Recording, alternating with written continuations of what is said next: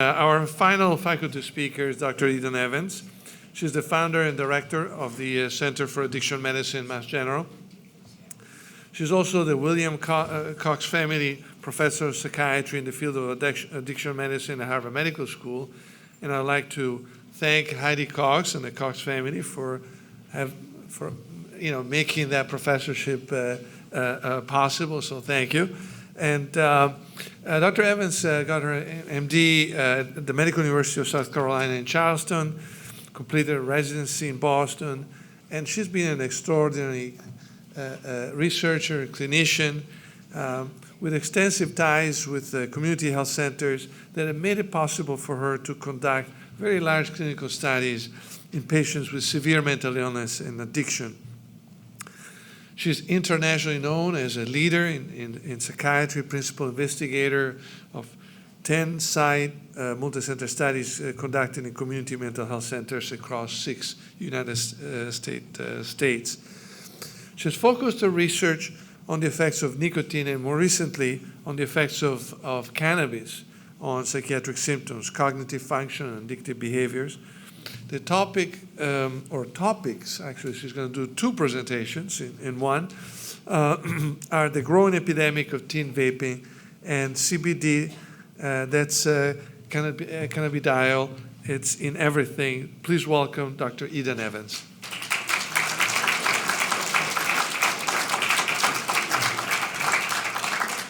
Thank you, Maurizio, and thank you all for being here, for your interest. It's great to see many of you again, and thank you, Michelle and Carol, for just years of wonderful support and helping us to share what we do, to believe in ourselves enough to even ask for the support that makes such a difference in what we do. So I'm going to talk about 2 things that, as my kids would say 5 years ago, weren't even a thing. Right? So starting off with CBD, cannabidiol, we see pop-up shops all over the place. We see it literally in pet breath mints, in baby shampoo, in makeup. We're taking it. Many people are taking it. And why are we seeing it, and what is it? So cannabidiol is a component of marijuana. It's not the component of marijuana that's euphoric or that gets you high. It's not addictive. And that's different from THC, which is the component in marijuana that is euphoric and does get you high, but is actually therapeutic for some problems. THC is in an FDA-approved medicine called dronabinol. My mom was actually on THC to help her gain weight. She has Alzheimer's disease. But CBD is federally legal, and since the Farm Bill in December of 2018, and that's why we're seeing it everywhere. Whereas medical and recreational marijuana remains illegal federally. So CBD has really been put into everything, and what we're interested in is what does it do? Is it therapeutic?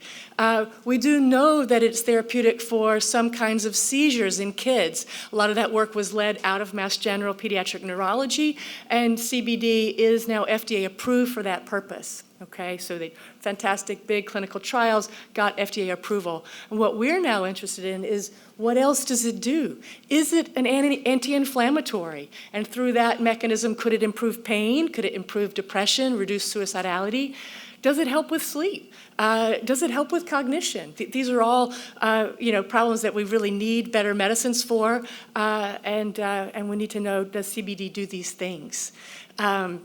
So this is a brunch menu from last year at Back Bay of Boston, and if you see the bottom, for $4, you can add a shot of CBD to your espresso. And it says here, great for anxiety, great for your aches and pains. Well, fantastic. We could all use a little less anxiety and aches and pains. I certainly could. And so that's great. It's out there, and if you want to do that at brunch, that's fine. But right. But what we're really interested in is what about when you choose CBD for a very serious problem? and you choose it instead of a medicine that's effective or even partially effective, right? So for major depressive disorder or suicidality, what if you choose CBD and you forego your antidepressant? Is that a good idea? We need to understand that, right? What are the true benefits for when you really need it? And what are the risks, if any? So for that, I think we really need standard clinical trials to test known doses of CBD of known purity. There is some variability in the purity of CBD that's out there for some brands. It's like anything in the supplement market. It's certainly less regulated than FDA-approved medicines. So this is what we're doing with a small philanthropic grant from a donor who is very interested in understanding what is the medicinal potential for CBD. We're doing our first study, and yes, I'm a psychiatrist, but we're doing it in back pain. Why? Because there's an inflammatory component to back pain, and we can use the technique that Dr. Gatchell explained, PET scans, using a PET marker that was invented at Mass General, TSPO, to take a color picture of how inflamed your back is, your spinal column around your back. And we can take a picture before a month of CBD and after and see, can we see in these color pictures improved inflammation? And does that correlate with someone's improved self-report of pain? Is their pain reduced? Are they functioning better? These are very important. So both the patient experience and what can we see that's happening in the body. And if we can put those together, we are off to the races, right, to study this for certainly major depressive disorder and suicidality, for cognitive dysfunction and schizophrenia, for many, many illnesses. So we are studying, believe it or not, only in 5 people is our first study, because a PET scan costs $5,000 approximately. So each subject is $10,000 plus the cost of the drug, which is $1,000 a week.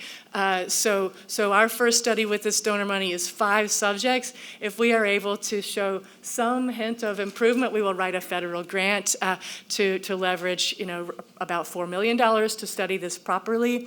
And we'd like to do this for other illnesses, right? We started with back pain, partly because we had genotyping, we had a study going in people with back pain already, but there's huge potential for properly testing this. And then we'd very much like to go out and so this would be evidence-based practice, but we'd very much like to go out and develop a way to understand what's happening in the real world, what's happening so that we can get information for the tens of thousands of people who are using CBD every day and find out from them what is their experience, what might it be working for, what brands are working, what doses are working, and use sort of artificial intelligence means to then learn from that sort of newer way of gaining medical knowledge. So that's CBD, and now I'll talk a bit about the epidemic of teen vaping, which has, again, this did not exist 3 or 4 years ago. You all may have been introduced to teen vaping or to vaping in general maybe last summer when it was all over the news, when all of a sudden we had this unknown illness, right? This lung illness that was sickening people, many young people who were otherwise healthy, with a really devastating problem that it was very difficult to treat. People were in the ICU, they were on heart-lung machines, many people died. There have been 3,000 cases so far in every state of the union. About 60 people have died, and 80% of those are under age 35, 15% under age 18. It's largely thought to be due to this additive in vapes called vitamin E acetate. And I mean, that sounds like it should be good for you, right? A vitamin, but when you heat a liquid and then you breathe the vapor deep into your lungs, we need to know specifically what do these chemicals do in that scenario. So these chemicals may be safe for use, but not safe to breathe. So vitamin E acetate is probably the primary culprit, but there are other additives that may have major health implications and not be good for us. We're telling everybody now to basically not vape.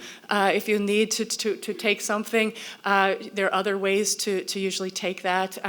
And for smokers who find there's no other way to quit smoking than a nicotine vape, we work with them pretty carefully. But 15% of people who developed EVALI claim only to have ever used nicotine vapes like Juul that are sort of sold legitimately. So there probably are other chemicals in the vape liquid that are having health effects.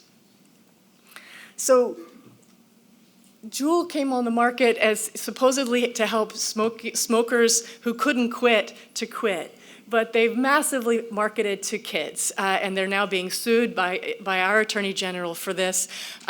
You can see on the right there some of the sort of cool kids in the advertisement. The social media campaign is full of people doing vape tricks. So it's all my kids' Instagram feeds. They see these vapes, and we all think that maybe vapes look like that picture of that person with this long pin. But no, vapes look like a thumb drive. You can hide them in your hand. They're now just beautiful. They have inlaid stones. They're kind of heavy. They look like a beautiful sort of key fob. So if you think you know what an e-cigarette looks like, you want to check to see if your kids are vaping. You really need to ask them you need to really have a conversation, because you're not gonna recognize these devices. They change, they're evolving, and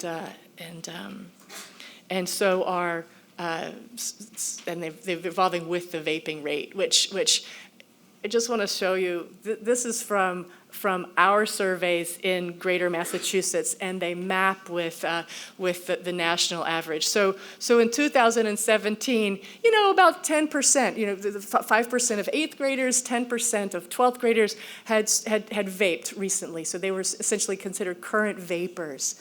1 year later, this doubled.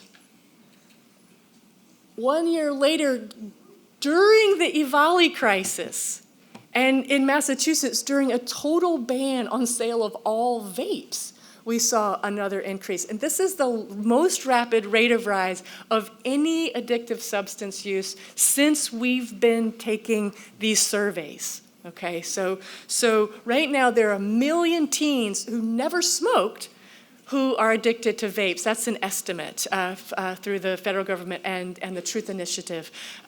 So we now have a lot of kids who have an addiction that didn't exist a few years ago, right? I mean, smoking has become really rare. It's totally uncool to smoke if you're in high school, but vaping is cool. And so it's unlikely to be safe. So besides sort of the chemicals that can cause lung injury, you've got an addiction happening in most of these kids. So the pattern is not like sort of experimentation, right? The pattern is if you're a kid and you've ever vaped daily, you have a 75% chance of being a current daily vapor, right? So that's really more, this persistence suggests it's an addiction, not just messing around and experimenting. And then the other thing is that high school students who vape have a 25 to 40-fold greater odds of using cannabis or alcohol regularly. That's not a 25 to 40% greater risk. It's 250 to 400-fold greater odds of using cannabis and alcohol. It's the same as smoking tobacco. So essentially, vaping and smoking tobacco are the same, it seems, in teens in terms of its leading to other drug use. And vaping now was unheard of 4 years ago. Now it's the most popular way that kids in high school use marijuana. So that's gone up 16-fold in 4 years in our surveys. So it's left us where this Time magazine headline really fits what we're seeing. So as kids get hooked on vaping, parents are desperate for a treatment that doesn't exist. And what they didn't include in this is schools are also. So we sent out an email 2 days before winter break started to schools in Greater Boston. it went out to about 150 schools on the Wednesday before the break started on Friday. And by Friday, we had 117 letters from school principals promising us space, access to their kids, and staff assistance if we would come in and help them with their vaping crisis.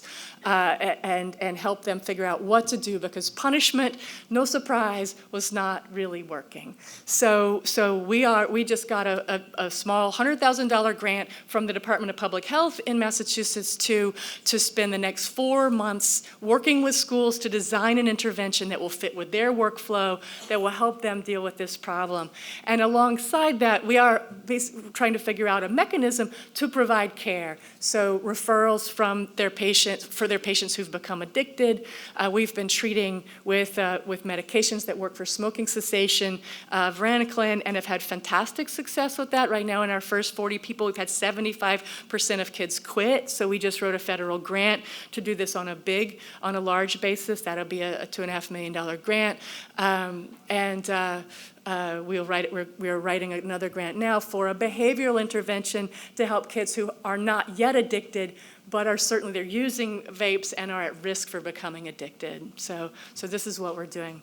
So we want to understand the links between vaping and health and academic achievement and also psychiatric outcomes, because the one last point I want to make is amongst our kids who are vaping, they have a 3-fold greater incidence of psychiatric problems or challenges. So we're seeing that again, that this is essentially identifying for us in some ways the kids who are at risk psychiatrically. So it gives us a chance to intervene there.